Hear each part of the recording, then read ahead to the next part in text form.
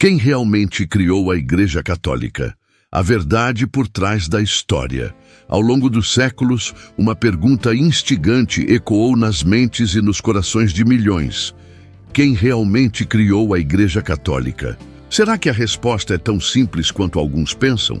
Ou existe por trás dessa instituição milenar uma história rica, cheia de nuances, reviravoltas e personagens fascinantes que moldaram o mundo como o conhecemos? Hoje convido você a embarcar comigo em uma verdadeira jornada através do tempo, desvendando mistérios, explorando contextos históricos e mergulhando nas origens profundas dessa instituição que mudou para sempre o curso da história da humanidade. A palavra católica vem do grego katolikos, que significa universal. Desde os primeiros séculos da era cristã, a ideia de uma fé que unisse todas as nações, culturas e povos sob uma mesma crença em Jesus Cristo era um ideal ardente no coração dos primeiros discípulos. O cristianismo nascente, apesar de perseguido e marginalizado, carregava desde o início essa vocação para a universalidade. Uma missão de luz e esperança que deveria alcançar todos os confins da terra. Mas surge uma dúvida que nos leva a refletir. Foi Jesus quem fundou diretamente a Igreja Católica como a conhecemos hoje? Ou será que esse processo foi muito mais intrincado, envolvendo séculos de desenvolvimento, disputas, adaptações culturais e decisões políticas cruciais? A verdade é que a formação da Igreja Católica é um dos capítulos mais impressionantes da história humana, onde fé e razão, espiritualidade e poder, santidade e imperfeições caminharam lado a lado. Segundo os evangelhos, especialmente em Mateus 16:18, Jesus declara a Pedro: "Tu és Pedro, e sobre esta pedra edificarei a minha igreja, e as portas do inferno não prevalecerão contra ela." Este momento é considerado para muitos cristãos o ato fundacional da igreja. Jesus entrega a Pedro uma missão especial, ser a pedra fundamental da nova comunidade de fé. No entanto, essa igreja ainda não era a instituição complexa que conhecemos hoje, com suas hierarquias, rituais, doutrinas e tradição acumulada. Era, inicialmente, uma comunidade viva, simples, fervorosa, formada por pessoas comuns, cheias de esperança e movidas pela fé na ressurreição. Após a ascensão de Cristo, os apóstolos e seus sucessores, inspirados pelo Espírito Santo, começaram a organizar essas comunidades espalhadas pelo mundo romano. Bispos, presbíteros e diáconos surgiram para liderar e cuidar dos fiéis. Entre eles, o bispo de Roma, sucessor de Pedro, foi gradualmente adquirindo uma autoridade especial, tornando-se uma referência para toda a cristandade. Entretanto, o caminho até a consolidação da Igreja Católica foi tudo menos tranquilo. As perseguições romanas lançaram os primeiros cristãos às arenas e às catacumbas.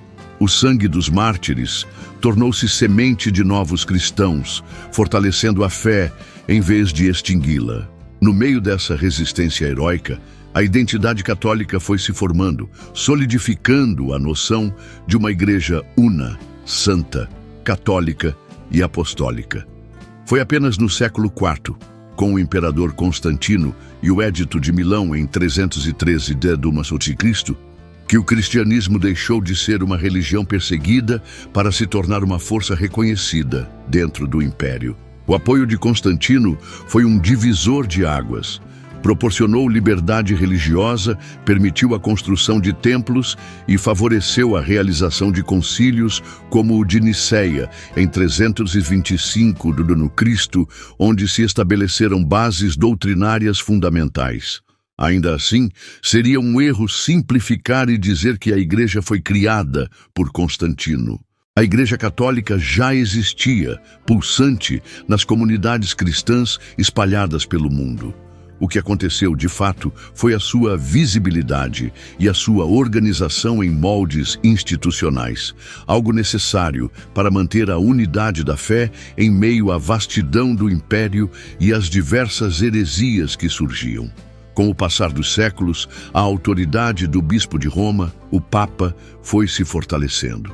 E especialmente após a queda do Império Romano do Ocidente, em 476 d.C., a Igreja Católica tornou-se um pilar de estabilidade, cultura e esperança em meio ao caos que assolava a Europa. O Papa passou a ser visto não apenas como líder espiritual, mas também como uma figura de autoridade moral e política em tempos de incerteza. Portanto, responder à pergunta "Quem realmente criou a Igreja Católica?" exige reconhecer a profundidade dessa história. Foi Jesus Cristo quem plantou a semente, delegando aos apóstolos a missão de edificar sua igreja. Foi Pedro quem assumiu a liderança, tornando-se o primeiro Papa. Foram gerações de cristãos que, através da fé, do sofrimento e da coragem, deram forma a essa instituição que atravessou impérios, resistiu a guerras, superou cismas e continua viva até hoje. A Igreja Católica é, assim, fruto da ação divina e da resposta humana. Uma construção que, embora marcada pelas imperfeições típicas de qualquer empreendimento humano, carrega em seu âmago o sopro do divino. As raízes apostólicas, o início da Igreja Católica. Para compreendermos as origens da Igreja Católica, precisamos voltar ao ponto de partida. Jesus de Nazaré, o coração pulsante da fé cristã. Um mestre carismático, profundamente enraizado na tradição judaica, cuja mensagem revolucionária de amor, perdão e redenção transformaria não apenas o seu tempo, mas todo o curso da história humana. Segundo os evangelhos, Jesus, consciente da grandeza e da continuidade de sua missão, escolheu 12 apóstolos. Homens simples, pescadores, cobradores de impostos, homens do povo, foram chamados para algo extraordinário: espalhar a boa nova a todos os cantos do mundo. Entre esses 12, um nome brilha com especial intensidade: Simão, a quem Jesus, com uma autoridade única, deu um novo nome: Pedro, que em aramaico Kefa significa pedra. Essa escolha não foi aleatória. Em Mateus 16:18, Jesus faz uma das declarações mais significativas da história do cristianismo. E eu te digo que tu és Pedro, e sobre esta pedra edificarei a minha igreja, e as portas do inferno não prevalecerão contra ela. Essas palavras carregam um peso tremendo. Elas não apenas conferem a Pedro um papel de destaque, mas indicam a intenção de Jesus de fundar uma igreja visível, sólida, resistente até o fim dos tempos. A metáfora da pedra é poderosa, uma fundação firme sobre a qual toda a estrutura da fé seria erguida. Mas o que exatamente Jesus queria dizer com minha igreja? Nos primeiros momentos, essa igreja não era um edifício majestoso, nem uma organização com leis e códigos. Era uma comunidade viva, uma assembleia de fiéis unidos pela fé em Cristo, pela escuta da palavra e pela partilha do pão, simbolizando o corpo e sangue do Salvador. Após a morte e ressurreição de Jesus, os apóstolos, especialmente Pedro, assumem um papel de liderança fundamental. O livro dos Atos dos Apóstolos descreve Pedro como a figura central nos primeiros momentos da expansão cristã. Ele prega, converte, organiza e principalmente guia a nova comunidade de crentes com autoridade e coragem. As raízes apostólicas da Igreja Católica são, portanto, um testemunho da continuidade da missão confiada por Cristo. Desde o princípio, a fé cristã não foi deixada ao acaso. Ela foi cuidadosamente transmitida através da sucessão apostólica, uma corrente ininterrupta de líderes espirituais que, até hoje, podem traçar sua autoridade de volta aos apóstolos e, particularmente, a Pedro. O conceito de sucessão apostólica é um dos pilares da identidade católica. Cada bispo é considerado sucessor dos apóstolos, e o Papa, bispo de Roma, é visto como o sucessor direto de Pedro. Isso confere à Igreja Católica uma legitimidade histórica singular, um elo palpável que conecta os cristãos do século XXI aos primeiros seguidores de Cristo. É fascinante imaginar que, por meio dos séculos, entre perseguições romanas, concílios teológicos, reformas e renascimentos espirituais, essa linha nunca foi quebrada. Mesmo em tempos de crise, mesmo quando a humanidade parecia desviar-se, a promessa de Cristo permaneceu. As portas do inferno não prevalecerão contra ela. A partir dessa pequena semente plantada em Jerusalém, o cristianismo se espalhou como fogo em palha seca. As missões apostólicas levaram a mensagem até a Ásia Menor, Grécia, Roma e, mais tarde, a todos os continentes. E no centro dessa incrível expansão, sempre esteve o espírito da missão confiada aos apóstolos: proclamar o Evangelho e construir uma igreja una, santa, católica e apostólica. Assim, podemos ver que a fundação da Igreja Católica não é fruto de um único momento histórico isolado. Ela é a continuidade viva de um chamado, de uma promessa feita por Cristo e abraçada com coragem pelos apóstolos, principalmente Pedro, o primeiro entre iguais. Pedro e a semente da Igreja, o início da tradição apostólica. Esse versículo: "Tu és Pedro, e sobre esta pedra edificarei a minha igreja", é absolutamente crucial para compreendermos as raízes da Igreja Católica. Muitos estudiosos, teólogos e historiadores cristãos veem nesta afirmação de Jesus o verdadeiro ponto de partida da tradição apostólica. Aqui, de forma clara e simbólica, Jesus planta a semente viva da futura igreja, confiando a Pedro uma missão especial: ser o alicerce visível da nova comunidade de fé. Pedro não foi escolhido por acaso.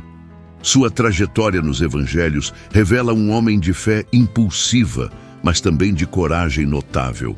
Foi ele quem, movido por uma fé sincera, declarou que Jesus era o Cristo, o Filho do Deus vivo. E foi ele também quem, mesmo após suas falhas, como a famosa negação na noite da prisão de Jesus, foi restaurado por Cristo e reafirmado em seu papel de liderança. "Apacenta as minhas ovelhas." João 21:17. De acordo com a tradição cristã, Pedro se tornou o primeiro bispo de Roma, a capital do império mais poderoso da época. Essa escolha não poderia ser mais simbólica. Roma era o centro do mundo conhecido, o coração pulsante da civilização. Ali, no meio do paganismo e da diversidade cultural, a igreja primitiva estabeleceu sua base, sob a liderança daquele a quem Jesus havia confiado a edificação da sua igreja. É justamente nesse momento que começamos a ver a Igreja Católica tomando forma institucional. De uma comunidade de pequenos grupos espalhados pelo Império Romano, os cristãos começaram a se organizar em torno de líderes reconhecidos, os bispos, e a estruturar sua fé em torno de tradições apostólicas sólidas. A liderança de Pedro, seguida por seus sucessores em Roma, conferiu unidade, continuidade e autoridade à nascente igreja. A palavra católica, que significa universal, já era usada para expressar essa noção de uma fé aberta a todos os povos, transcendente às barreiras culturais e linguísticas. Com Pedro em Roma, a igreja começou a ser não apenas uma rede de comunidades locais, mas uma instituição universal, com um centro visível de comunhão e liderança. Pedro, segundo a tradição, sofreu o martírio em Roma durante as perseguições do imperador Nero. Disse que foi crucificado de cabeça para baixo por considerar-se indigno de morrer da mesma forma que seu Senhor. Seu túmulo, venerado desde os primeiros tempos, tornou-se um local sagrado e sobre ele, séculos depois, seria construída a majestosa Basílica de São Pedro, no Vaticano, símbolo eterno da continuidade da fé católica. Essa ligação direta entre Pedro e Roma não foi apenas uma questão histórica, ela se tornou um elemento fundamental da teologia católica.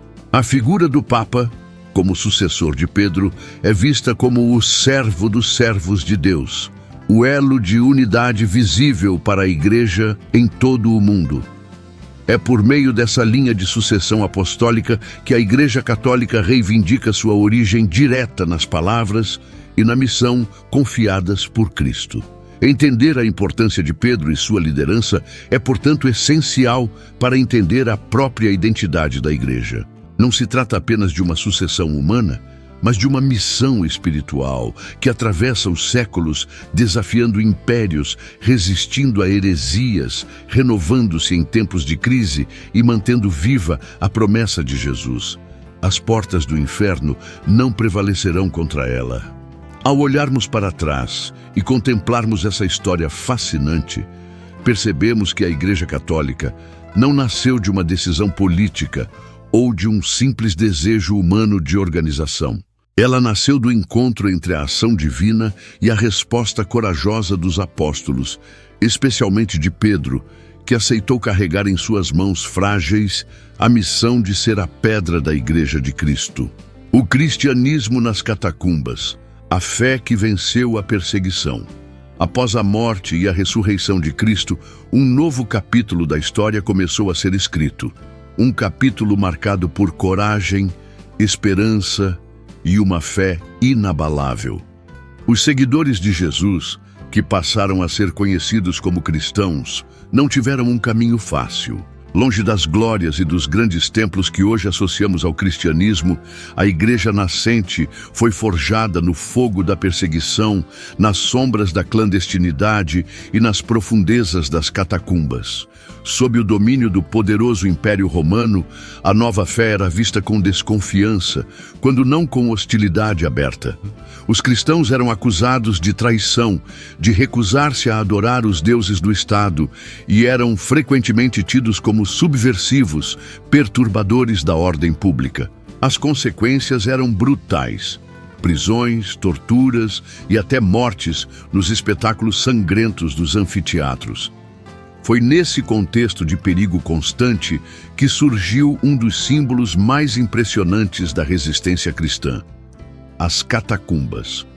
Verdadeiros labirintos subterrâneos, inicialmente criados como locais de sepultamento, tornaram-se também os refúgios secretos onde a jovem comunidade se reunia para celebrar sua fé.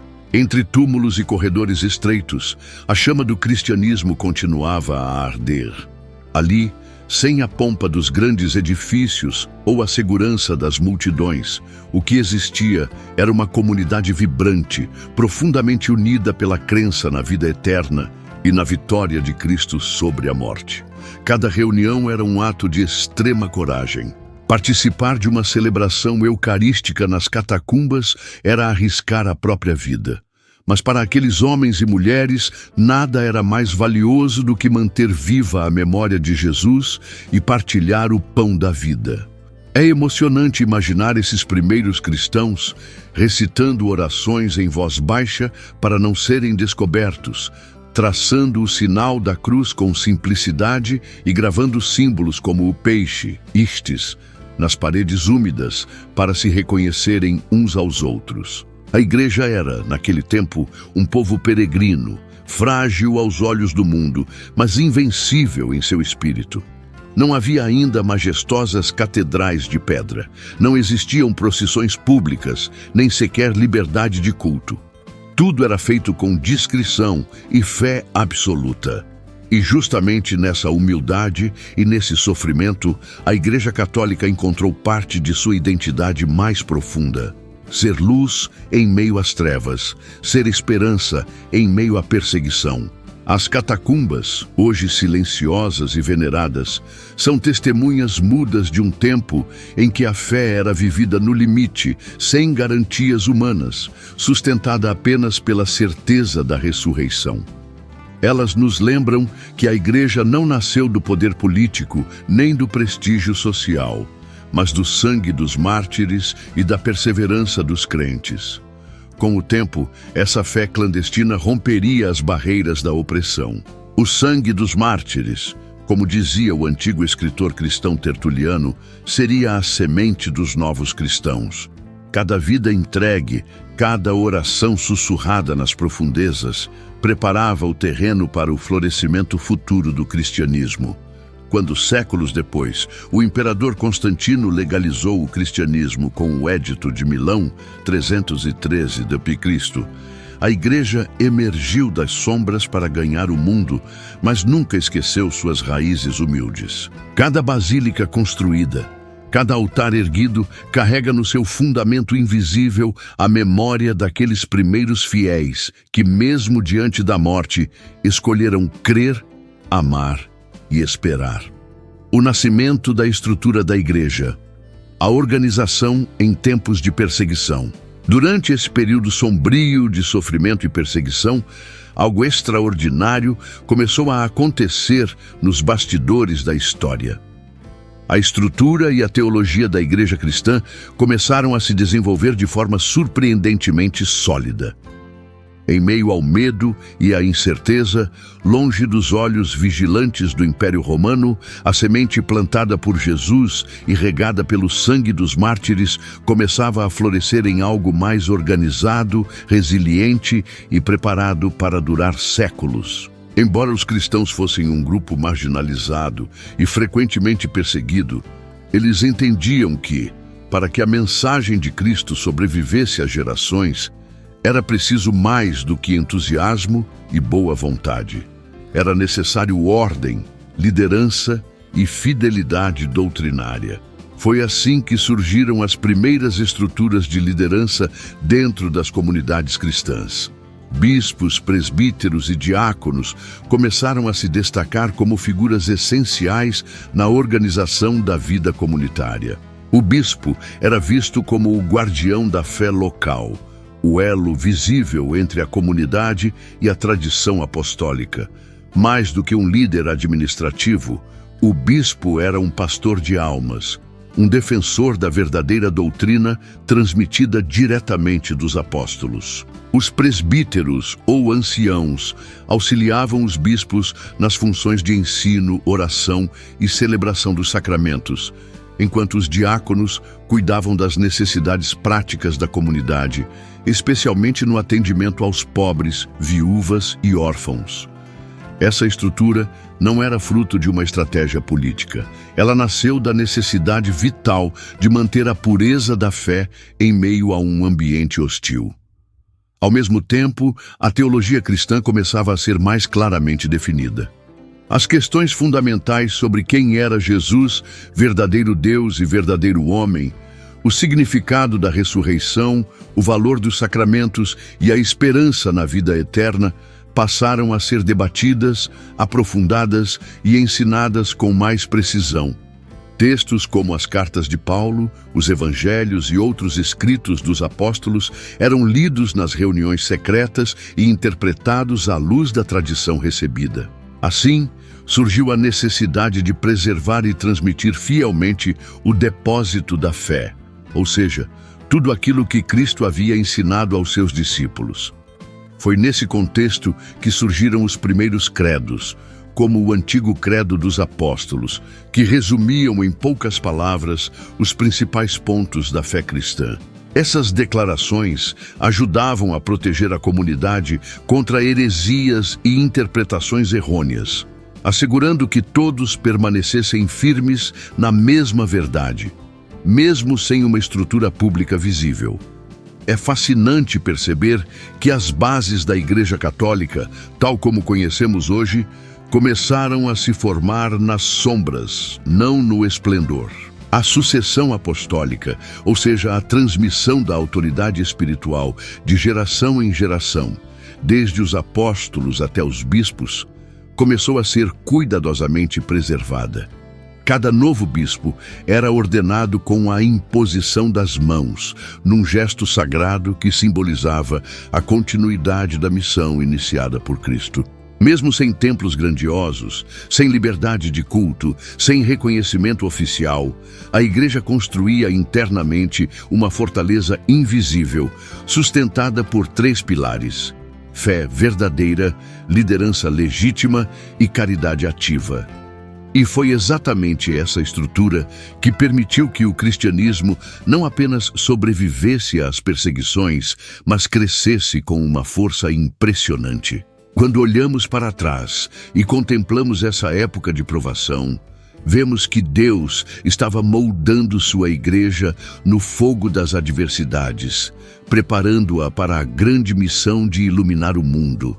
A coragem daqueles primeiros líderes, a fidelidade dos bispos e a firmeza dos cristãos anônimos, que preferiram a morte a negar a fé, são os verdadeiros alicerces sobre os quais a Igreja Católica foi construída. Constantino e o florescimento da Igreja, como a proteção imperial moldou a história cristã. Muitos se perguntam, afinal, Constantino criou a Igreja Católica? A resposta é clara: não. Constantino não fundou a Igreja, nem criou a fé cristã.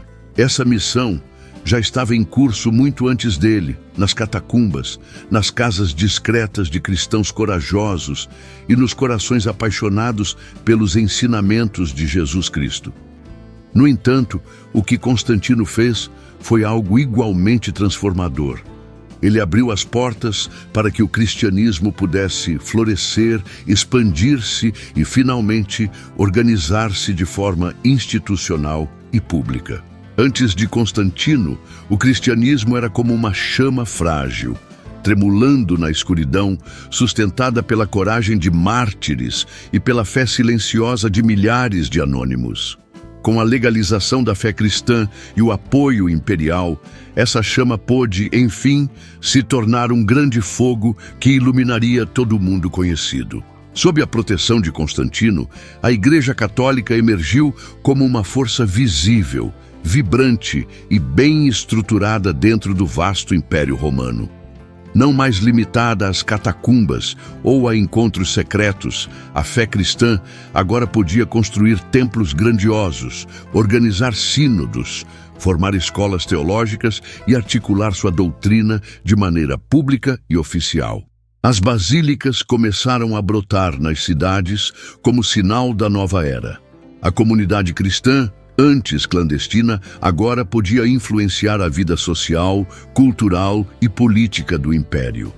A arquitetura, a arte e até a legislação romana passaram a carregar a marca dos valores cristãos. É importante entender que esse crescimento não aconteceu de maneira automática. A Igreja teve que se adaptar ao novo cenário, enfrentando desafios que vinham tanto de fora quanto de dentro. Com a nova visibilidade, surgiam também novas responsabilidades: administrar propriedades, orientar grandes multidões de fiéis e lidar com questões políticas complexas. A estrutura eclesiástica que já se desenhava, com bispos, presbíteros e diáconos, foi refinada e fortalecida.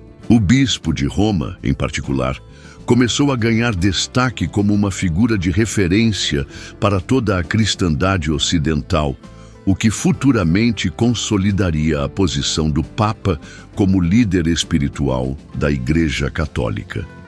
Não podemos esquecer que a união entre fé e império também trouxe desafios. À medida que a Igreja ganhava influência, surgiam tensões inevitáveis entre a pureza espiritual e as pressões políticas. Contudo, o essencial permaneceu. O núcleo da fé cristã, enraizado no Evangelho, continuava sendo a base de tudo. Constantino, sem dúvida, desempenhou um papel monumental nesse processo. Sua visão, ainda que parcialmente pragmática, de usar o cristianismo como elemento unificador do império, acabou por oferecer à Igreja a chance de se firmar no cenário mundial. Ele não criou a Igreja, mas criou as condições ideais para que ela deixasse de ser uma fé de perseguidos, para se tornar uma fé de construtores de civilizações. Graças a essa nova liberdade, a Igreja pôde dedicar-se com mais vigor à evangelização, à formação teológica e ao cuidado dos necessitados, características que até hoje definem a identidade católica. Mosteiros foram fundados, missionários foram enviados para as fronteiras do império e novas formas de organização eclesial nasceram para atender a uma comunidade cada vez mais diversificada e numerosa. Ao refletirmos sobre esse período fascinante, percebemos que o apoio de Constantino foi como o vento que impulsiona a vela de um barco. A igreja já navegava, mas agora poderia avançar com mais velocidade e alcançar novos horizontes. O cristianismo, fortalecido, tornou-se um pilar da civilização ocidental, influenciando a educação, a filosofia, a ética e a cultura. E tudo isso começou ali, quando o imperador que viu uma cruz nos céus decidiu apostar sua vida e seu governo na fé que brotava de Jerusalém. Gostou dessa viagem pela história?